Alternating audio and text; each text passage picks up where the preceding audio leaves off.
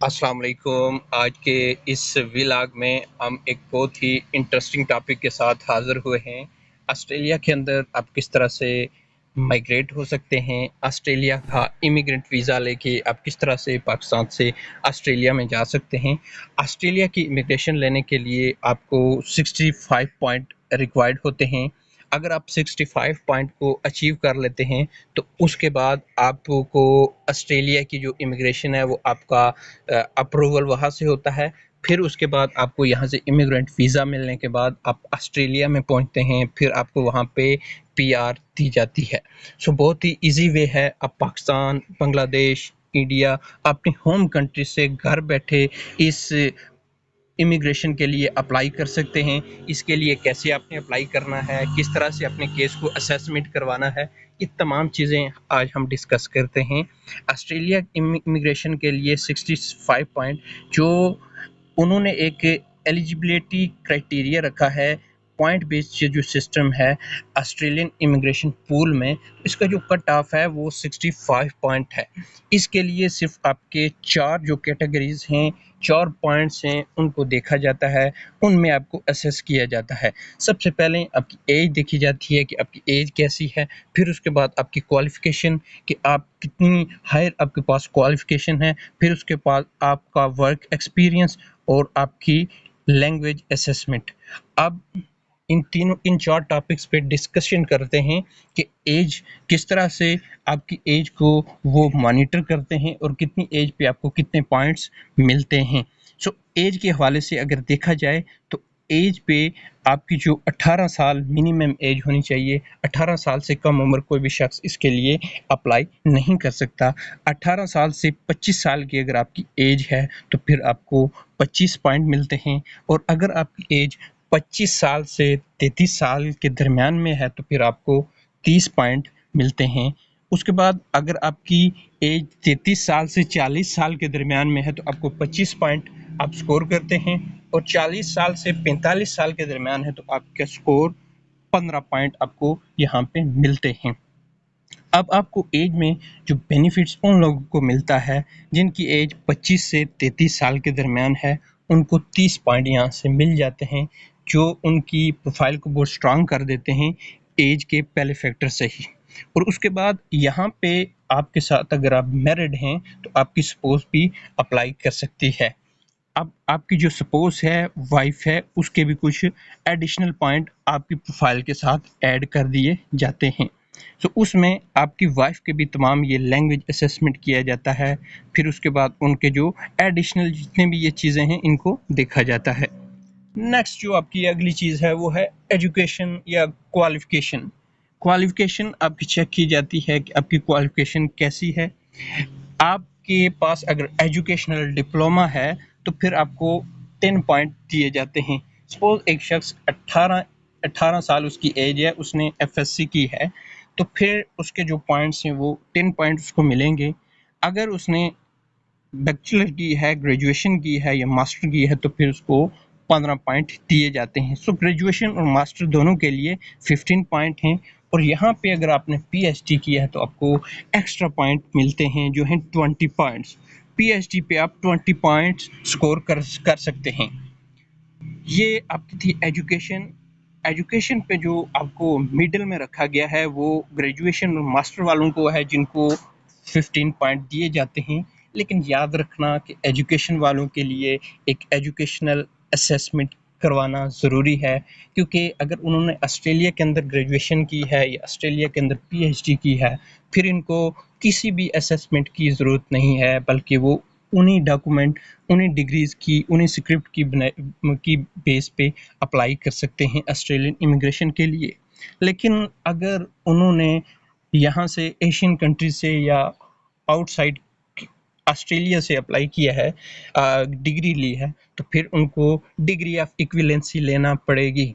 So degree of equivalency लेने के लिए उनको ऑस्ट्रेलियन से सबसे पहले अपने होम कंट्री से अपने एजुकेशनल डॉक्यूमेंट को अपनी यूनिवर्सिटी से अटेस्ट करवाना, फिर एचईसी से, फिर फॉरेन ऑफिस से अटेस्टेशन करवाने के बाद ऑस्ट्रेलिया से एक लेटर लेना पड़ता है जिसको कहते हैं डिग्री ऑफ इक्विवेलेंसी सर्टिफिकेट, कि आपकी डिग्री ऑस्ट्रेलियन एजुकेशन सिस्टम के इक्वल है।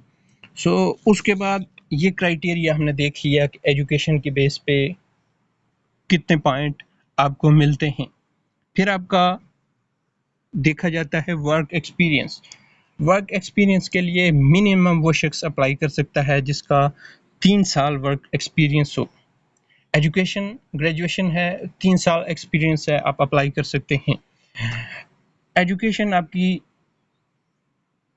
मास्टर है और आपकी एक्सपीरियंस 2 साल है तो आप अप्लाई नहीं कर सकते।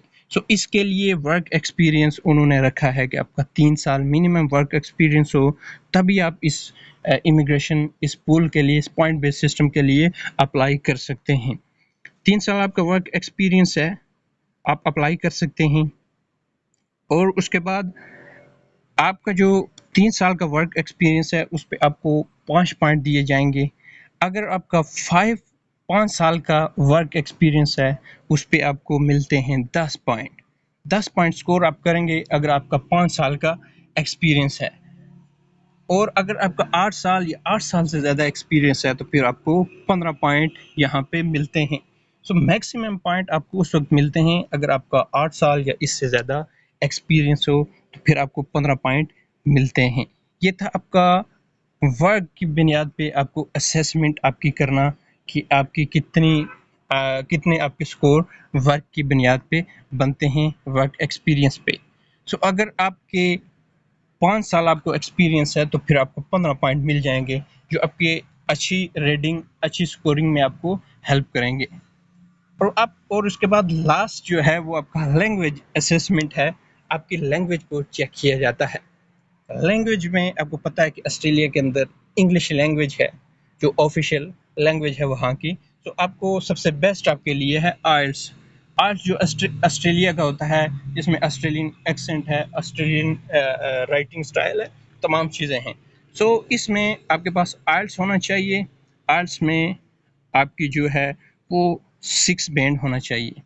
और जो 6 बैंड है उसी सूरत में आप अप्लाई कर सकते हैं। अगर 6 बैंड से कम है तो आप इस इमिग्रेशन प्रोग्राम के लिए एलिजिबल नहीं हैं।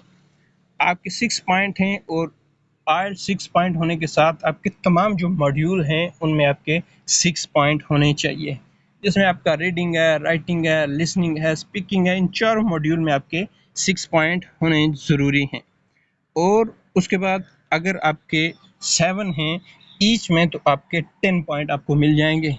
ईच मॉड्यूल में 7 पॉइंट पे आपको 10 पॉइंट मिलते हैं। अगर आपके 8 स्कोर हैं, 8 बैंड हैं आइल्स के ईच में, तो आपको 20 पॉइंट मिल जाते हैं इजीली।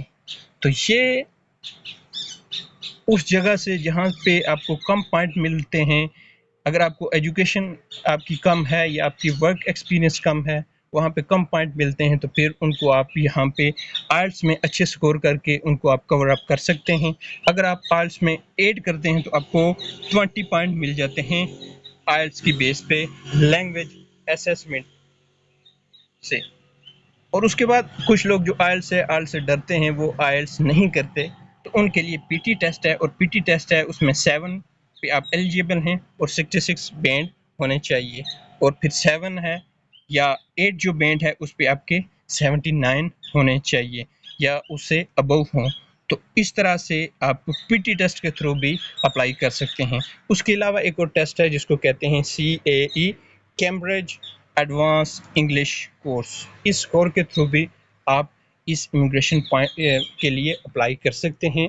ये था ऑस्ट्रेलियन इमिग्रेशन के लिए कि यहाँ से आपको होम कंट्री से एक इमिग्रेंट स्टेटस, इमिग्रेंट वीज़ा मिलेगा, वहाँ पे जाएंगे इमिग्रेंट स्टेटस मिलेगा, आपको वहाँ पे PR मिलेगी।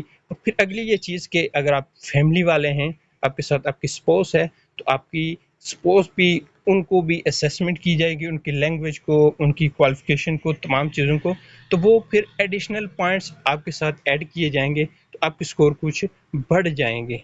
तो ये था ऑस्ट्रेलिया की इमिग्रेशन का जो एक पूल सिस्टम है। जिस तरह से कनाडा के अंदर कट बेस्ड सिस्टम है, वहाँ पे स्कोरिंग का विड्रा किया जाता है हर साल एक्सप्रेस एंट्री और दीगर प्रोग्राम के थ्रू। इसी तरह ये ऑस्ट्रेलिया के एक प्रोग्राम है जिसके ज़रिए एक स्किल्ड लेबर और प्रोफेशनल लोगों को ऑस्ट्रेलिया के अंदर लाया जाता है, जिनके पास अच्छी एज हो, जो मैच्योर एज हो, अच्छी वेल क्वालिफिकेशन हो, उनके पास वर्क का एक्सपीरियंस हो और उनको लैंग्वेज आती हो। तो ये तमाम 3-4 पॉइंट हैं। ये अगर आप स्टार्ट से ही इन पे काम करें तो आप इजीली 3-4 सालों में बार-बार इन पे काम करने के बाद आप आइल्स को बेहतर करके, वर्क एक्सपीरियंस अच्छा करके, आप अपनी क्वालिफिकेशन पे फोकस करके, तो आप अपने पॉइंट इंक्रीज़ करके इस पॉइंट बेस्ड सिस्टम में आपका नाम आ सकता है। उम्मीद करता हूँ ये वीडियो आपके लिए बड़ी हेल्पफुल होगी। अगर आप